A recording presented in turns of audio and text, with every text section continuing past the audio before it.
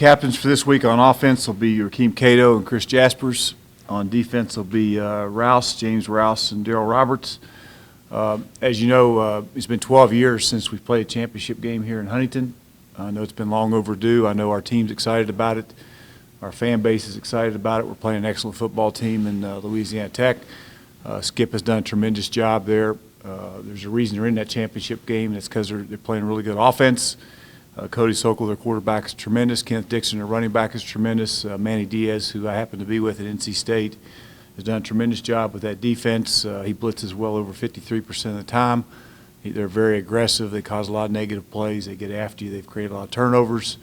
So it's going to be critical this week that we have great preparation because we're preparing for an excellent football team that's very physical and extremely well coached. So we're excited the game's here. I know our fan base and students are going to show up and have a great time on Saturday. So that's where we are. Have you ever coached against a team where you've had that much experience, like personal experience in working with both the offensive coordinator and the defensive coordinator? I'm not sure I've ever coached with somebody against. Probably not. I mean, as far as Manny, we were together at NC State, and of course, at that time he's changed a lot since then. He was a Chuck Amati. He was a graduate assistant for us there, and then became the linebacker coach. And he's a tremendous young coach, very intelligent. He's got great experience, and of course, Tony. We all know Tony Peterson did a tremendous job while he was here, and he's carried that over. Cody Sokol, you watch that quarterback and the improvement he's made over the year, just getting there and starting over, he's done a tremendous job with him. So to answer your question, no, and they're both great coaches. They'll have their team well prepared. You see similarities between him and Dowdy? There's some. I mean, they're both excellent quarterbacks. He makes all the throws, and he's he can beat you with his feet probably a little more, but he's an excellent quarterback that does everything that Tony asked him to do. The one-on-one plays. I mean, for the first 11 games, you all did so well at the one-on-one situations.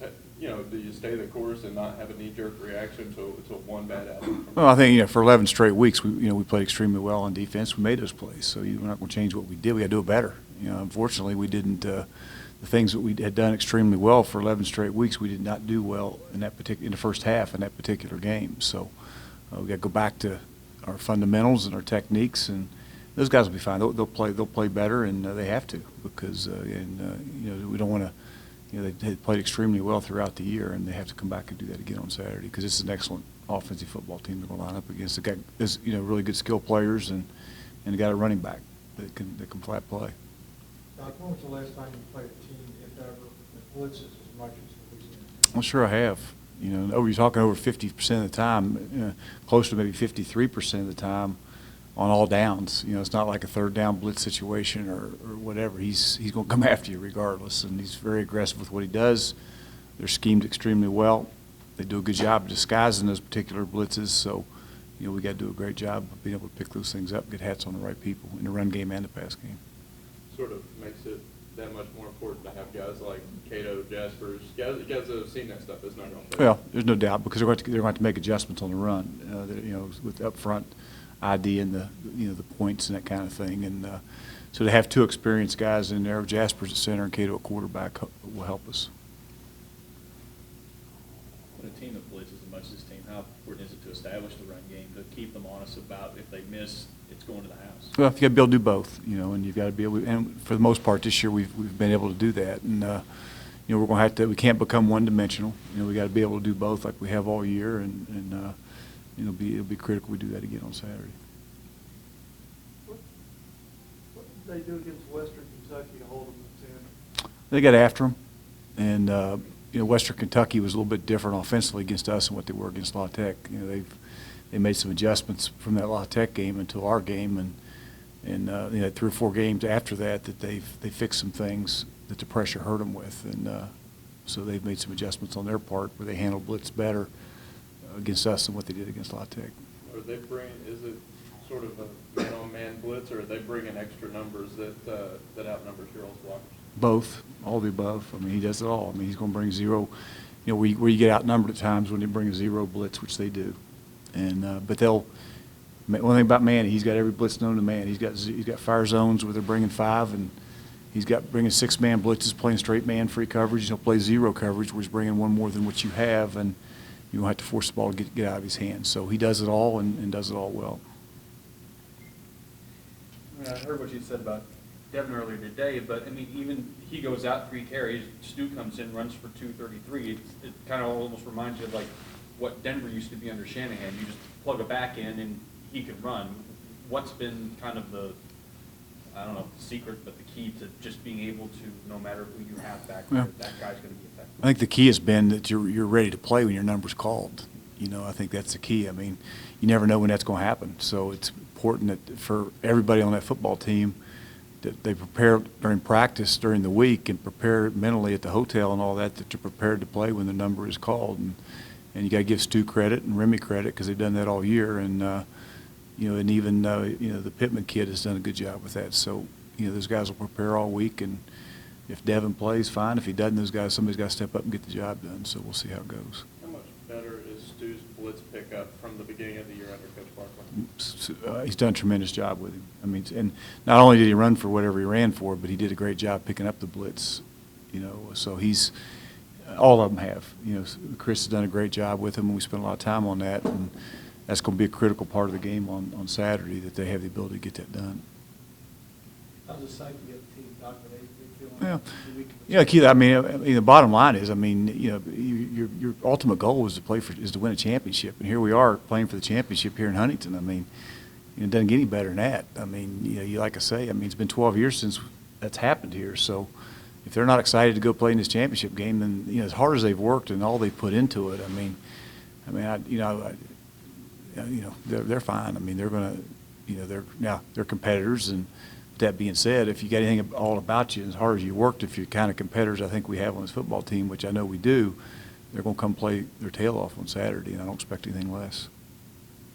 Cato took the loss on the chin Friday and told us it was on him, and that's what leaders do. But on the flip side of that, how important is it for him to set the tone of practice today and show that he's over that, to let some of those younger guys get over it? Well, I got after him a little bit in the meeting because of that. You know, in our meeting on Sunday, I got after him because, you know, it's not all on him.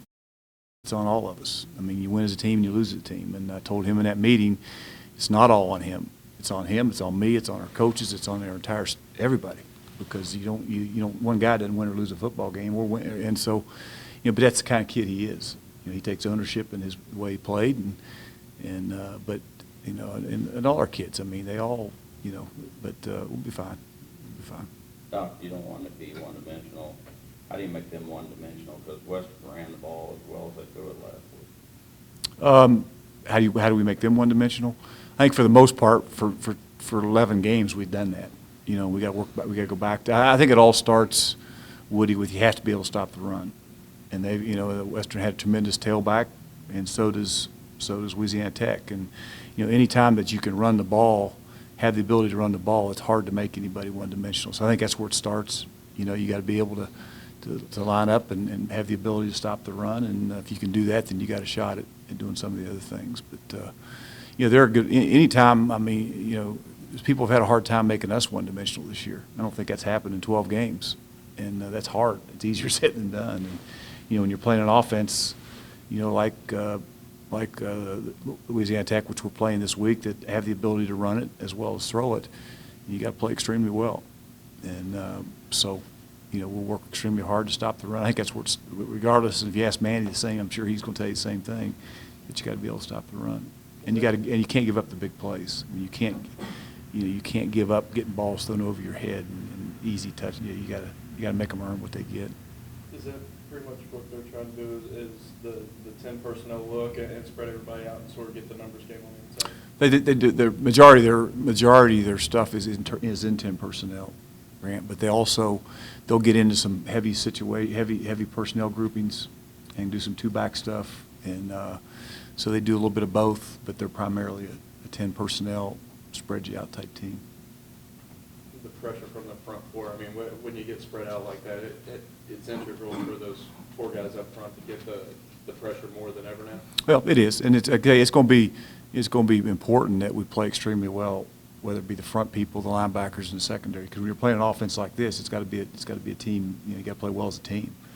And the important thing is for the first time this year, we weren't the best team on that field in all three phases. We didn't, and that's what has to happen. And you get into a championship game like this, you got to find a way to be the best team that particular day on offense, on defense, and on special teams, and that's what we're going to work extremely hard this week to try to make sure we accomplish. When you guys look at film of Louisiana Tech's offense, do you see any tendencies or anything that kind of reminds you of the way this offense ran when Tony was here and this offense? Well, I think there's a lot of similarities in our offenses. When we're a little different in the last couple of years. We've made a few adjustments, but if you look at the two offenses, I think Skip will tell you the same thing. Is whenever we had crossover games that Louisiana Tech played our opponents, we wanted to watch that tape because they were similar to us on offense. We wanted to see how teams defended that particular offense, and I'm sure Skip, when they had crossover games with us, Rice, whoever, they did the same thing because we are similar offensively, and there are some. Tony took a lot of what our offense was to Louisiana Tech, and so we are similar in a lot of ways. Health-wise, Selby, obviously Johnson, those guys give you any indication where they maybe were Sunday? Yeah, I think Selby will practice today. I'm not sure about Devin yet. We'll find out when we get out there, but I think Selby will hopefully practice today and see where it is. But the ejection of Allen, that doesn't carry over No, from the no. game or anything? No. Okay. No. I wasn't aware of that. No. Does not. Wasn't one of his better moments, was it? And I don't think it'll ever happen again. Are you going indoors today, Don? We are. We are. Yep. Thank goodness for the indoor, huh, guys? What has their rush defense done to be so successful, even though they've faced a lot of teams that have sort of spread them out as well? Yeah, I think what they've done is they create a lot of negative plays. If you watch them because they're so aggressive and they blitz so much that they create a lot of negative plays and a lot of turnovers because of their aggressiveness. So, they create they create a lot of havoc, and like I say, it's critical that you can able to pick all that up. But they do a great job. So it seems like the turnovers that they're forcing come in bunches. It's like 2 and 3 possessions or 3 and 4 possessions, and that's how they're rolling the game. Especially on Saturday, it looked like that game went from 4 points to 35 real quick. Well, that game at halftime was a 7-point game, I think, and going into the third quarter, even in the third quarter to an extent. And they turnovers started to snowball on them, and that's what that defense does to you. And so again, Manny, they do a great job with that, and you got to take care of the ball. It's part of the plan to win. Okay, thanks, guys. Oops, sorry. What you got, Doug? Some defensive players they have, secondary, front line. I mean, which ones stand out to you? Well, they just. I mean, I think at the number 9, I think his defensive lineman up front's extremely physical. A big kid that can run. The 23 in the secondary is a really good player. Makes a lot of plays. They're just very. I mean, and I tell people, I say this all the time. They're located in the state of Louisiana, and there's a heck of a lot of players in the state of Louisiana, and they got transfers from LSU. They got guys coming in from quarterback came from Iowa. They got a lot of guys that the one thing that Skip and those guys have done is they've done a great job of improving their personnel from last year to this year, and a lot of that's done through JUCO recruiting and transfers and a few things like that. So they got good people, and they're just like I say, they can run in a lot of different areas on defense, and they play extremely fast, and they're good in space. You've had to deal with changing the culture here at Marshall. For Skip, on the flip side, how do you go about changing it that quickly to go from in your second year going from 4 and 8 to 8 and 4 in the title year? I think one thing that the one thing that Skip did was Skip, he lost 33 seniors, so he replaced a lot of players. That team when that coach left to go to Cal, Skip, they didn't have a lot of players left, so whatever he's got there, his own guys, per se. Now, a lot of guys are still there that he inherited, but they've taken a lot of players in the last in a 2-year period because they lost so many, and but he's done a good job of getting that changed, relatively quick, and. Does that sort of magnify the ability of Sokol to be able to take young guys and be that leader and be that force one? Well, I think what it magnifies is it allows Sokol, because they got good players around him, whether they're young, old, or in between, that they can make plays. They got guys that can make some plays now, and they've surrounded him with talent.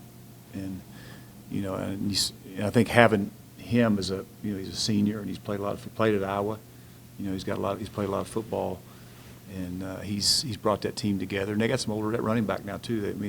He inherited a running back that's an NFL guy. You know, he's a good player. So take that running back who's a tremendous player, and Sokol, and you know, that offensive line. They've got some JUCO kids that they, you know, I think one of them's from Georgia. Neville played with one of them, and I think Arnold played with the other. One was from Navarro, and the other one's from Georgia Military. So they've done a good job of plugging the gaps, and they're talented. They're talented. There's a reason they're in this game, you know, because they're a good football team. But when you get into this game, you know, you probably got two pretty good teams playing, and that's what it's supposed to be.